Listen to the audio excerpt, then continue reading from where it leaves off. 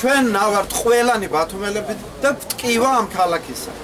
ძალიან ვტკივა, რაც ცუდი კეთდება და ძალიან გვიხარია თუ კარგი კეთდება, მაგრამ ამ ბოლო დროს თითქოს და ეგრეთ წოდებული აღმშენებლობის პერიოდი რო დადგა, ასე ვთქვათ, ხო? ჩვენ არ გვინდა დავიბნეთ, არ უნდა დავიბნეთ ჩვენ, უნდა გქონდეს ისეთი თვალი, რომ დავინახოთ ამ აღმშენებლების უკან რა დგას, როგორი პროფესიონალიზმი, რა არის აი თუნდაც იმ ქუჩების უკან, როგორ კეთდება ეგ ყველაფერი. მაგრამ არ გესწავლებათ ყველა ბათუმელმა კარგად ვიცით, როგორ აკეთებენ, რას აკეთებენ, როგორ ამახინჯებენ და ამოდენა ძველ ქალაქში ბათუმში 1-2 სახლი შეიძლება დავასახელოთ, რომელიც გაკეთდა იდეალურად და ასე ვთქვათ 1000 დამახინჯდა. ამიტომ ჩვენ ქართველები, ვისაც როგორი ტალანტი გვაქვს, ვისაც რა პროფესია გვაქვს, ყველა ერთად უნდა დავდგეთ. ქალი თუ კაცი, გლეხი თუ მუშა, ასე ვთქვათ.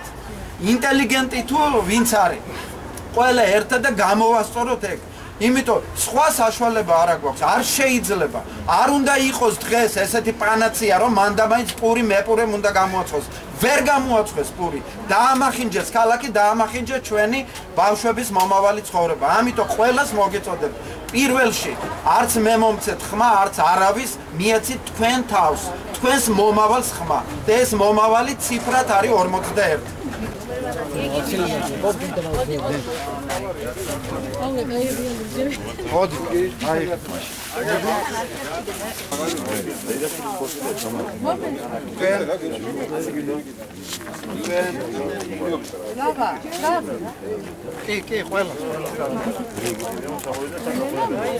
ყველანი უნდა წავიდეს ერთი განზომილებით, რომელსაც ქვია ქართული ოცნება, რომელიც გაგვიყვანს სამშვიდობოს.